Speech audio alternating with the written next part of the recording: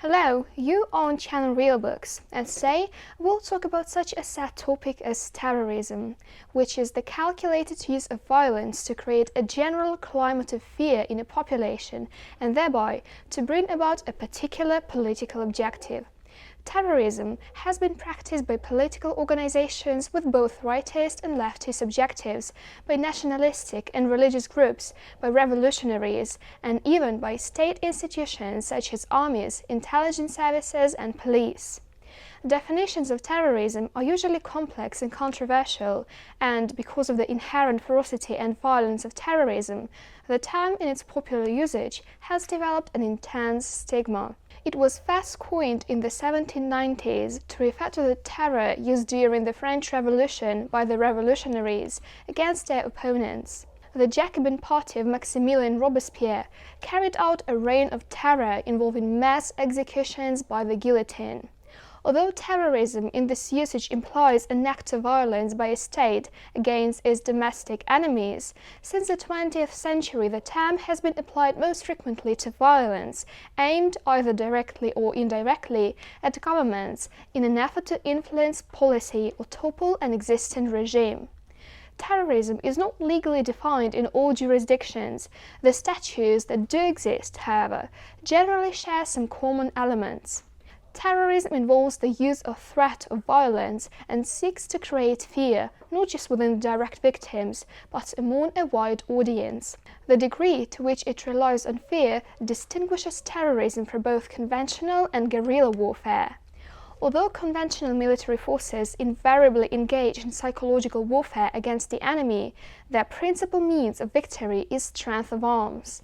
Similarly, guerrilla forces, which often rely on acts of terror and other forms of propaganda, aim at military victory and occasionally succeed. Terrorism proper is thus the calculated use of violence to generate fear and thereby to achieve political goals when direct military victory is not possible. This has led some social scientists to refer to guerrilla warfare as the weapon of the weak and terrorism as the weapon of the weakest. In order to attract and maintain the publicity necessary to generate widespread fear, terrorists must engage in increasingly dramatic, violent, and high-profile attacks. These have included hijackings, hostage-takings, kidnappings, mass shootings, car bombings, and frequently suicide bombings. Although apparently random, the victims and locations of terrorist attacks often are carefully selected for their shock value. Schools, shopping centers, bus and train stations, and restaurants and nightclubs have been targeted both because they attract large crowds and because they're places with which members of the civilian population are familiar and in which they feel at ease. The goal of terrorism generally is to destroy the public's sense of security in the places most familiar to them. Major targets sometimes also include buildings or other locations that are important economic or political symbols, such as embassies or military installations. The hope of the terrorism is that the sense of terror these acts engender will include the population to pressure political leaders toward a specific political end. Some definitions treat all acts of terrorism, regardless of their political motivations, as simple criminal activity. For example, the U.S. Federal Bureau of Investigation (FBI) defines both international and domestic terrorism as involving violent criminal acts. The element of criminality, however, is problematic because it does not distinguish among different political and legal systems and thus cannot account for cases in which violent attacks against the government may be legitimate. A frequently mentioned example is the African National Congress of South Africa, which committed violent actions against the country's apartheid government but commanded broad sympathy throughout the world. Another example is the resistance movement against the Nazi occupation of France during World War II. Since the 20th century, ideology and political opportunism have led a number of countries to engage in international terrorism, often under the guise of supporting movements of national liberation. The distinction between terrorism and other forms of political violence became blurred, particularly as many guerrilla groups often employed terrorist tactics, and issues of jurisdiction and legality were similarly obscured.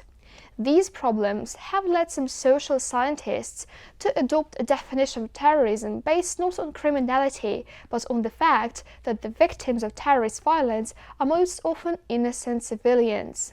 Even this definition is flexible, however, and on occasion has been expanded to include various other factors, such as that terrorist acts are clandestine or surreptitious, and that terrorist acts are intended to create an overwhelming sense of fear. In the late 20th century, the term eco-terrorism was used to describe acts of environmental destruction committed in order to further a political goal or as an act of war, such as the burning of Kuwaiti oil wells by the Iraqi army during the Persian Gulf War. The term also was applied to certain environmentally benign, though criminal acts, such as the spiking of lumber trees, intended to disrupt or prevent activities allegedly harmful to the environment. What are the types of terrorism? Various attempts have been made to distinguish among types of terrorist activities. It is vital to bear in mind, however, that there are many kinds of terrorist movements, and no single theory can cover them all. Not only are the aims, members, beliefs, and resources of groups engaged in terrorism extremely diverse, but so are the political contexts of their campaigns. One popular typology identifies three broad classes of terrorism: revolutionary, sub-revolutionary, and establishment. Although this typology has been criticized as inexhaustive, it provides a useful framework for understanding and evaluating terrorist activities. Revolutionary terrorism is arguably the most common form. Practitioners of this type of terrorism seek the complete abolition of a political system and its replacement with new structures. Modern instances of such activity include campaigns by the Italian Red Brigades, the German Red Army Fraction, the Basque separatist group ETA, the Peruvian Shining Path, and ISIL in Iraq and the Levant, also known as the Islamic State in Iraq and Syria. Sub-revolutionary terrorism is rather less common. It is used not to overthrow an existing regime, but to modify the existing socio-political structure. Since this modification is often accomplished through the threat of deposing the existing regime, sub-revolutionary groups are somewhat more difficult to identify. An example can be seen in the ANC and its campaign to end apartheid in South Africa. Establishment terrorism, often called state or state-sponsored terrorism, is employed by governments, or more often by factions within governments, against the government's citizens, against factions within the government, or against foreign governments or groups. This type of terrorism is very common but difficult to identify, mainly because the state support is always clandestine. The Soviet Union and its allies allegedly engaged in widespread support of international terrorism during the Cold War.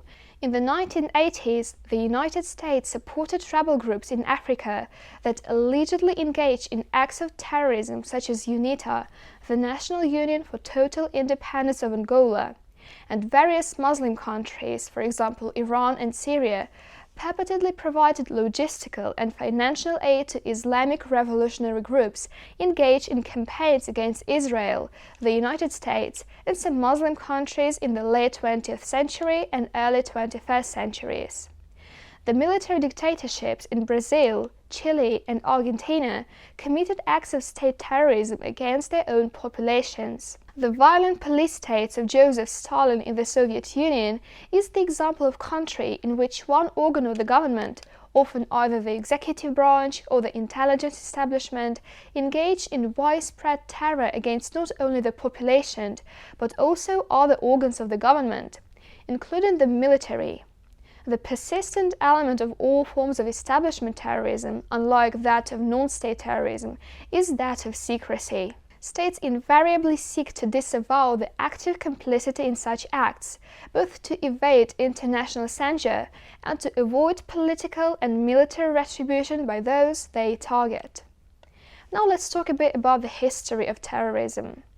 Terror has been practiced by state and non-state actors throughout the history and throughout the world. The ancient Greek historian Xenophon wrote of the effectiveness of psychological warfare against enemy populations. Roman emperors such as Tiberius and Caligula used banishment, expropriation of property, and execution as means to discourage opposition to their rule. The most commonly cited example of early terror, however, is the activity of the Jewish zealots, often known as the Sicarii, who engaged in frequent violent attacks on fellow Hebrews suspected of collusion with the Roman authorities. Likewise, the use of terror was openly advocated by Robespierre during the French Revolution, and the Spanish Inquisition used arbitrary arrest, torture, and execution to punish what is viewed as religious heresy. After the American Civil War, defiant Southerners formed the Ku Klux Klan to intimidate supporters of Reconstruction and the newly freed former slaves. In the latter half of the 19th century, terror was adopted in Western Europe, Russia, and the United States by adherents of anarchism who believed that the best way to effect revolutionary political and social change was to assassinate persons in positions of power. From 1865 to 1905, a number of kings, presidents, prime ministers, and other government officials were killed by anarchists' guns or bombs. The 20th century witnessed great changes in the use and practice of terror. It became the hallmark of a number of political movements, stretching from the extreme right to the extreme left of the political spectrum. Technological advances such as automatic weapons and compact, electrically detonated explosives gave terrorists a new mobility and lethality, and the growth of air travel provided new methods and opportunities. Terrorism was virtually an official policy in totalitarian states such as those of Nazi Germany under Adolf Hitler and the Soviet Union under Stalin. In these states, arrest, imprisonment, torture, and execution were carried out without legal guidance or restraints to create a climate of fear and to encourage adherence to the national ideology and the declared economic, social, and political goals of the state. Terror has been used by one or both sides in anti-colonial conflicts and disputes between different national groups over possession of a contested homeland, in conflicts between different religious denominations, and in internal conflicts between revolutionary forces and established governments. For example, those within the successor states of the former Yugoslavia, Indonesia, the Philippines, Nicaragua, and Peru. In the late 20th and early 21st centuries, some of the most extreme and destructive organizations that engage in terrorism possessed a fundamentalism religious ideology. Some groups adopted the tactic of suicide bombing, in which perpetrators would attempt to destroy an important economic, military, political, or symbolic target by detonating a bomb on their person. In the latter half of the 20th century, the most prominent groups using terrorist tactics were the Red Army faction, the Japanese Red Army, the Red Brigades, the Puerto Rican FALN, FATA, and other groups related to the Palestine Liberation Organization, the Shining Path, and the Liberation Tigers. The most prominent groups in the early 21st century were Al-Qaeda, the Taliban insurgency in Afghanistan, and ISIL. In the late 20th century, the United States suffered several acts of terrorist violence by Puerto Rican nationalists, anti-abortion groups, and foreign-based organizations. The 1990s witnessed some of the deadliest attacks on American soil, including the bombing of the World Trade Center in New York City in 1993 and the Oklahoma City bombing 2 years later, which killed 168 people. In addition, there were several major terrorist attacks on U.S. government targets overseas, including military bases in Saudi Arabia and the U.S. embassies in Kenya and Tanzania.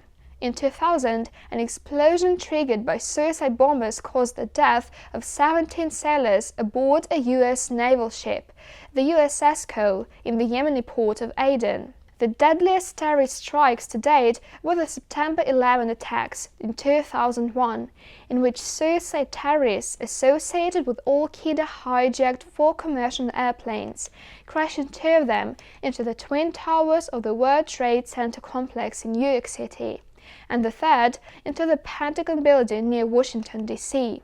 The 4th plane crashed near Pittsburgh, Pennsylvania. The crashes destroyed much of the World Trade Center complex and a large portion of one side of the Pentagon and killed more than 3,000 people.